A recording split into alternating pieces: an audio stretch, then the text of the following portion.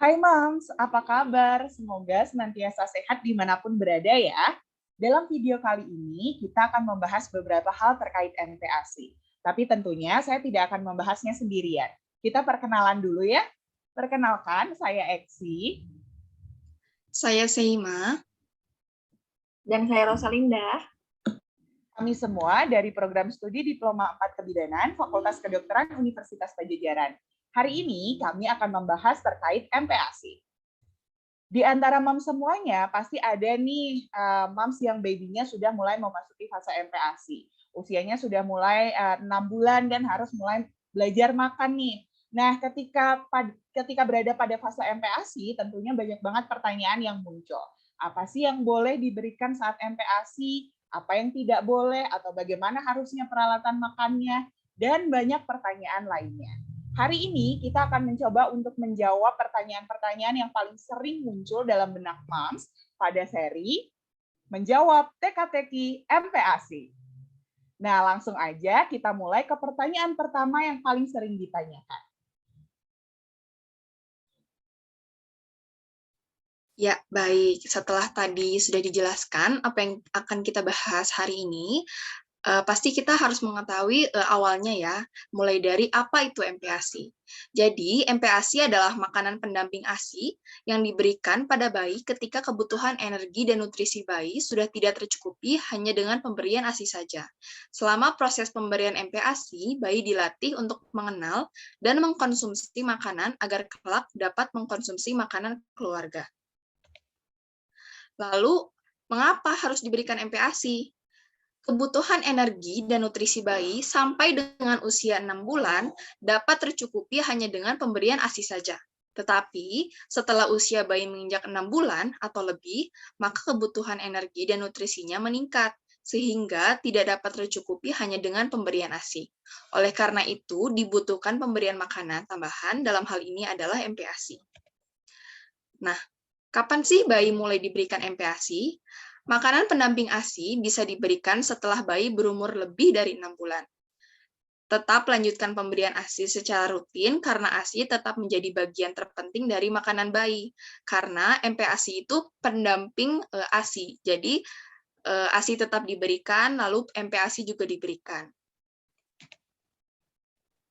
Nah, setelah tadi dijelaskan mengenai apa MPASI, bagaimana dan mengapa harus diberikan dan kapan memulainya, selanjutnya kita akan membahas apa sih prinsip pemberian MPASI. Nah, prinsip pemberian MPASI atau MPASI melalui IDI merangkum menjadi minimal ada 4 prinsip ini. Yang pertama adalah tepat waktu, yang kedua adekuat, yang ketiga aman dan higienis, serta yang terakhir adalah diberikan secara responsif. Kita bahas satu-satu yuk. Tepat waktu. Maksud dari tepat waktu itu apa sih? Nah, seperti yang tadi dijelaskan sebelumnya, MPASI mulai diberikan prinsipnya adalah ketika kebutuhan nutrisi dan energi dari bayi sudah tidak dapat tercukupi hanya dengan pemberian ASI. Jadi kalau cuma ASI saja, itu energinya nggak cukup nih untuk bayi energi dan nutrisinya, sehingga kita butuh memberikan makanan pendamping. Kapan waktu itu terjadi? Waktu itu terjadi pada usia sekitar 6 bulan. Bisa jadi beberapa bayi mendapatkan saran dari dokter atau advice dari dokter untuk memulai MPASI sebelum usia 6 bulan. Tetapi ingat bahwa itu semua berdasarkan advice dokter. Jika moms tidak sedang berkonsultasi dengan dokter, tidak ada masalah tertentu dalam perkembangan bayinya atau tidak mendapatkan advice apapun, moms boleh mengikuti standar memulai MPASI pada usia 6 bulan. Pemberian MPASI dini atau pemberian MPASI pada usia kurang dari 4 bulan dapat menimbulkan berbagai risiko, seperti risiko kekurangan nutrisi, meningkatkan risiko diare, dan meningkatkan risiko dari berbagai penyakit pada anak. Kenapa? Karena anak akan menerima lebih sedikit faktor proteksi yang terkandung dalam ASI. Seharusnya anak masih menerima banyak dari ASI, tetapi karena kita cut pemberian ASI-nya sebelum usia 4 bulan, maka faktor proteksi tidak akan diserap maksimal oleh bayi. Sementara itu, pemberian MPASI terlalu lambat atau pemberian MPASI lebih dari usia 7 bulan juga beresiko. Resikonya dapat membahayakan anak karena meningkatkan resiko gagal tumbuh dan defisiensi zat gizi mikro. Nah, prinsip yang kedua adalah adekuat. Adekuat ini maksudnya apa sih? Nah, balik lagi ke prinsip empati. Empati adalah makanan pendamping ASI untuk memenuhi kebutuhan nutrisi dan energi dari bayi. Maka makanan yang diberikan harus mengandung makronutrien dan mikronutrien yang sesuai dengan tahap pertumbuhan anak. Jadi tidak sekedar bentuk makanannya, tidak sekedar makan saja, tapi juga harus memenuhi kebutuhan gizi yang lengkap dan seimbang. Prinsip yang ketiga adalah aman dan higienis.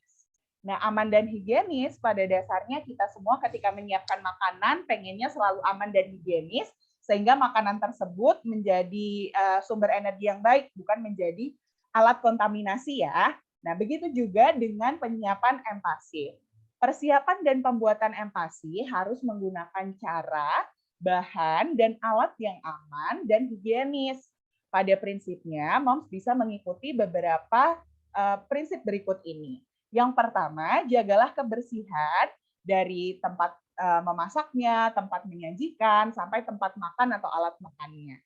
Yang kedua, selalu pisahkan masakan yang sudah dimasak dan makanan yang masih mentah atau bahan makanan yang masih mentah, karena bisa jadi bahan makanan yang masih mentah ini mengandung banyak bakteri atau mikroba yang bisa mengakibatkan kontaminasi kepada makanan yang sudah dimasak. Yang ketiga, selalu masak makanan sampai matang, terutama bahan makanan protein hewani seperti daging, ayam, telur, dan ikan harus dimasak sampai matang. Yang keempat, simpan makanan pada suhu yang dianjurkan dan hindari menyimpan makanan pada suhu ruang lebih dari 2 jam. Karena kondisi suhu ruang ini memungkinkan terjadinya kontaminasi lebih cepat. Sehingga baiknya kita simpan pada suhu yang dianjurkan sesuai jenis makanannya. Yang terakhir, selalu gunakan air bersih baik untuk memasak, mencuci makanan, maupun mencuci alat makan. Nah, prinsip yang terakhir adalah empati diberikan secara responsif. Apa maksudnya? Ternyata moms, bayi kita itu sudah memiliki sinyal lapar dan kenyang. Nah, untuk itu kita dalam memberikan empati juga harus mengenal sinyal lapar dan kenyang dari anak. Pemberian empati dimulai ketika anak memberikan sinyal lapar dan berhenti ketika anak memberikan sinyal kenyang.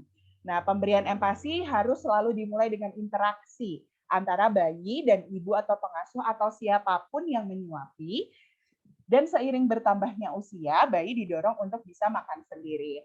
Ingat moms, proses makan bagi bayi tidak hanya sekedar memasukkan makanan dari piring ke dalam perut, tetapi proses makan juga merupakan salah satu tahapan belajar melatih motorik kasar dan motorik halus pada bayi sehingga nantinya dapat bertumbuh dan berkembang secara optimal.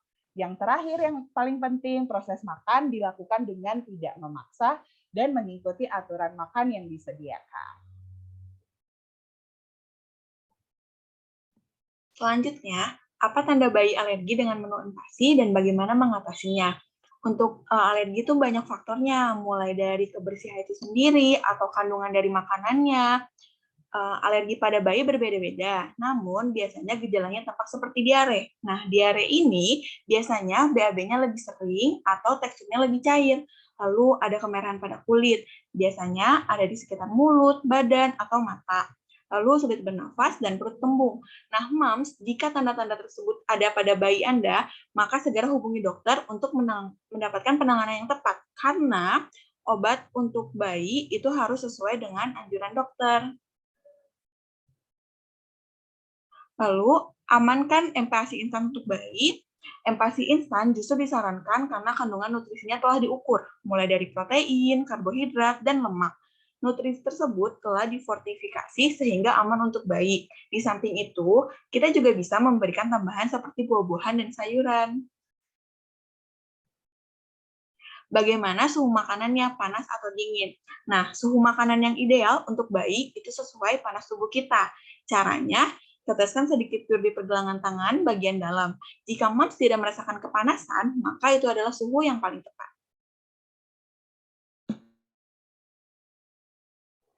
Nah, moms, demikian adalah beberapa pertanyaan yang bisa kita jawab dalam video singkat kali ini. Mungkin di antara moms masih ada yang punya banyak pertanyaan, ada yang belum terjawab, atau ada yang penasaran dengan berbagai pertanyaan teka-teki di balik empati. Tenang saja, moms tidak perlu khawatir karena kita sudah menyiapkan buklet yang dapat di-download secara online.